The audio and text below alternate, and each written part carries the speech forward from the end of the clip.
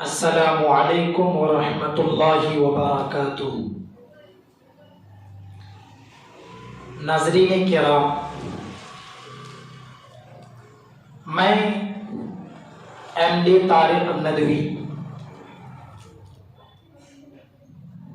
میں آج آپ حضرات کو فلسطین کے بارے میں کچھ بتانا چاہوں گا کہ پوری دنیا کے مسلمانوں کو فلسطین سے اتنی محبت آخر کیوں؟ فلسطین میں ایسی کون سی بات ہے، وہ ایسی کیسی جگہ ہے کہ جس کے سلسلے میں پوری دنیا کے مسلمان اپنا پیار بانٹتے ہیں، اپنی محبت تقسیم کرتے ہیں۔ تو آئیے آج میں آپ کو بتاتا ہوں کہ فلسطین ایک ایسی سرزمین ہے جس میں نہ جانے کتنے انبیاء کرام علیہم السلام کی پیدائش ہوئی۔ انبیاء کرام علیہم السلام نے وہاں کی گلیوں میں اسلام کے پرچم کو لہرایا ہے، وہاں کی گلیوں میں انبیاء علیہم السلام پلے اور بڑھے ہیں، وہاں کی ماؤں نے انبیاء علیہم السلام جیسی معصوم ہستیوں کو جنم دیا ہے۔ اس لیے کہا جاتا ہے کہ فلسطین انبیاء علیہم السلام کی سرزمین ہے، اور انبیاء علیہم السلام وہاں پر اسلام کا پرچم لہراتے ہوئے اپنی جانوں کو قربان کیا ہے، اور وہیں ان کی قبریں بھی موجود ہیں۔ اور اسی طریقے سے انبیاء کرام علیہم السلام کے بعد صحابہ کرام رضوان اللہ تعالی علیہم اجمعین نے اسلام کے پرچم کو تھاما اور فلسطین میں انہوں نے بھی اسلام کے پرچم کو لہرایا، اور لہراتے ہوئے اسلام کو پھیلاتے ہوئے انہوں نے بھی جام شہادت نوش کیا اور وہیں شہید ہو گئے، اور ان کی بھی وہیں قبریں موجود ہیں۔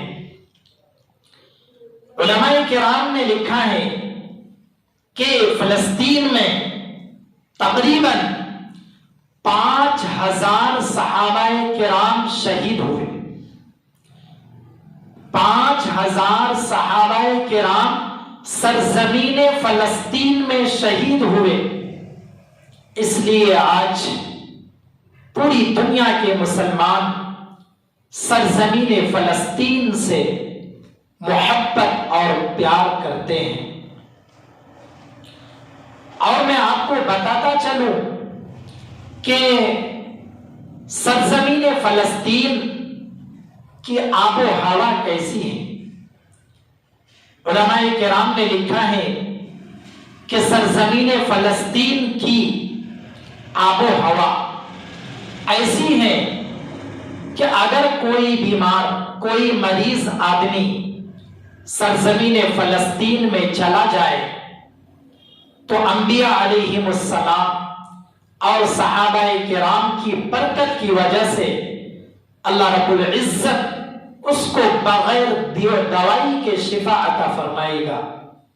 سرزمین فلسطین کی آب و ہوا اللہ تعالیٰ نے ایسی بنائی ہے، اور اسی طریقے سے وہاں کے پیداوار کے بارے میں بتایا گیا ہے کہ وہاں کی پیداوار، وہاں کی سرسبزیاں اتنی خوشگوار ہیں، اتنی خوشگوار ہیں کہ وہاں پر انار، انجیر اور زیتون وافی مقدار میں پایا جاتا ہے۔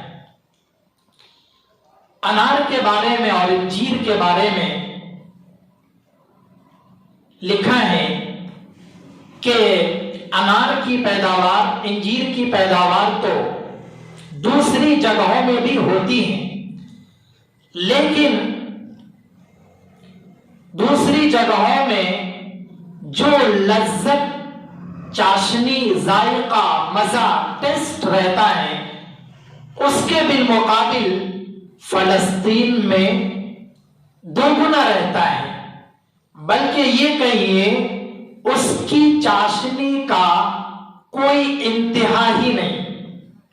اللہ نے وہ چاشنی رکھی ہے، وہ ذائقہ رکھا ہے فلسطین کے انار اور انجیر میں۔ یہ دونوں چیزیں تو میں نے مثالیں دی، اور اس کے علاوہ بھی جتنے پھل ہیں، فروٹس ہیں، ان تمام چیزوں میں جو اللہ نے ذائقہ رکھا ہے وہ کچھ عجیبانہ ذائقہ ہے۔ اور اسی طریقے سے اللہ تعالیٰ نے زیتون کی پیداوار بھی وہاں بے انتہا رکھی ہے۔ زیتون کی پیداوار تو شاید اور دوسری جگہوں میں بھی ہیں، لیکن تھوڑے مقدار میں ہے۔ فلسطین کے بارے میں آتا ہے کہ وہاں پر زیتون کی پیداوار بے انتہا ہے، اور زیتون کے جو فائدے ہیں وہ آپ تمام حضرات کو معلوم ہے کہ زیتون میں اللہ رب العزت نے بہت زیادہ فائدے رکھے ہیں، اور اس میں اللہ رب العزت نے شفا رکھی ہے۔ کیوں؟ اللہ رب العزت نے زیتون کو اتنا پسند فرمایا کہ اس کو قرآن کریم میں ذکر کیا، والتین والزیتون۔ یہ ہے اللہ رب العزت کا کرشمہ۔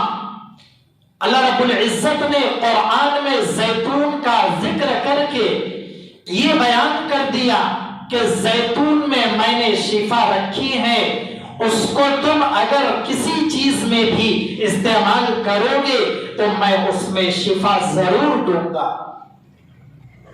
تو زیتون کا جو تیل ہوتا ہے وہ کھانے کے لیے بھی مفید ہوتا ہے، اور اپنے جسم پر، اپنے بدن پر لگانے کے لیے بھی، آپ کے جسم پر کہیں درد ہے، اگر زیتون کا تیل آپ نے استعمال کر لیا تو اس میں اللہ رب العزت شفا ضرور فرمائے گا۔ تو اس سے یہ معلوم چلا سرزمین فلسطین بہت زیادہ مقدس، فضیلت والی، عظمت والی، برکت والی زمین ہے۔ اسی لیے ساری دنیا کے مسلمان فلسطین پر اپنی جان کو قربان کرتے ہیں۔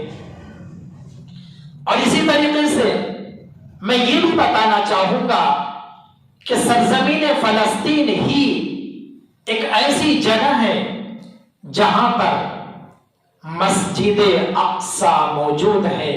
اب تمام حضرات کو معلوم ہوگا کہ سرزمین فلسطین ہی میں مسجد اقصی بھی موجود ہے،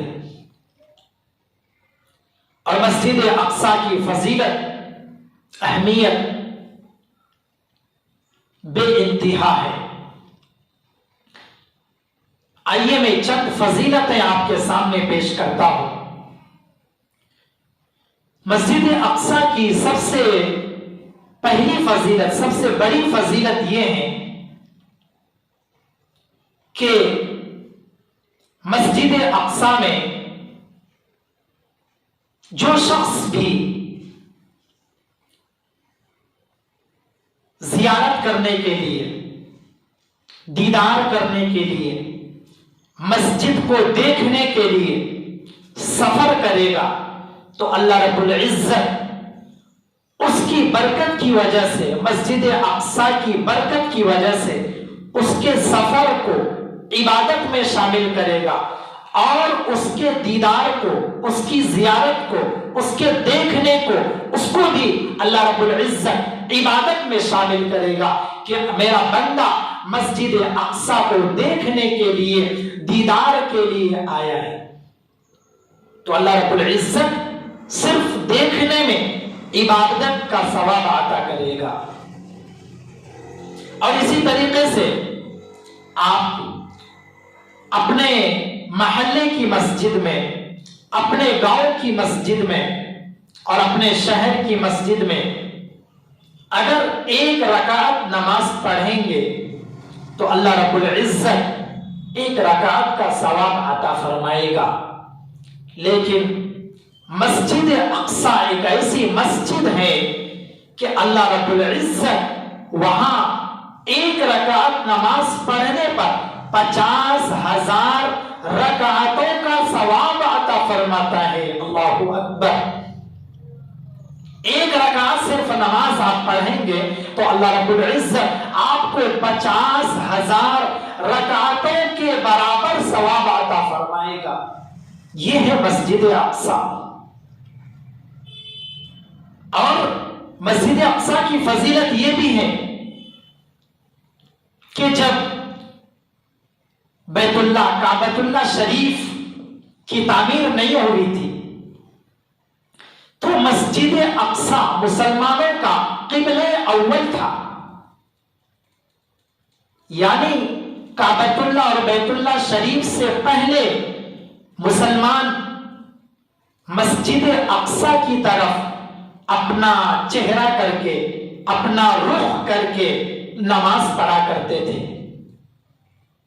اور بتایا جاتا ہے کہ مسلمانوں نے تقریباً 16 سے 17 مہینوں تک مسجد اقصی کی طرف اپنا رخ کر کے نماز پڑھی۔ یہ ہے مسجد اقصی کی فضیلت۔ اور مسجد اقصی کے بارے میں یہ بھی بتایا جاتا ہے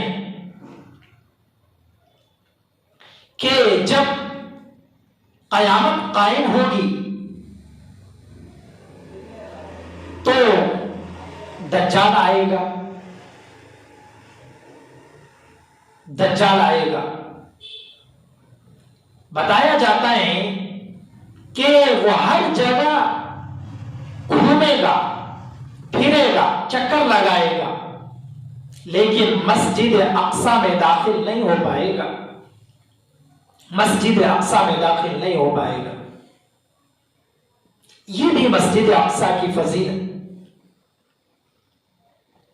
اور مسجد اقصی کی یہ بھی فضیلت ہے کہ مسجد اقصی پوری دنیا میں روئے زمین پر دوسرے نمبر پر مسجد ہے، یعنی سب سے پہلے پوری دنیا میں جو مسجد بنائی گئی وہ مسجد حرام ہے، اور دوسرے نمبر پر اگر کوئی مسجد بنائی گئی ہے پوری دنیا میں، پورے روئے زمین پر، تو وہ مسجد اقصی ہے جو کہ فلسطین میں موجود ہے۔ تو میرے دوستوں، میرے بزرگوں، یہ فلسطین کی سرزمین ہے جس کی یہ فضیلت ہے، اور ان فضیلتوں کو، اس تاریخ کو ہر ایک مسلمان بھائی بہن کو یاد رکھنا ضروری ہے کہ فلسطین کیسی سرزمین ہے، کتنی برکت والی سرزمین ہے، اور فلسطین میں مسجد اقصی بھی ہے۔ ان تمام باتوں کو ہر ایک مسلم بھائی اور بہن کو یاد رکھنا ضروری ہے۔ تو میرے علم میں اتنا تھا، میں نے آپ تک پہنچایا، اس لیے آپ تمامی بھائیوں سے، بہنوں سے ہماری یہ گزارش ہے کہ ہماری ان باتوں کو اپنے دوست و احباب میں ضرور شیئر کریں اور ہمارے چینل MD طارق ندوی کو لائک کریں، شیئر کریں اور سبسکرائب کرنا بھی نہ بھولیں۔ السلام علیکم ورحمۃ اللہ وبرکاتہ۔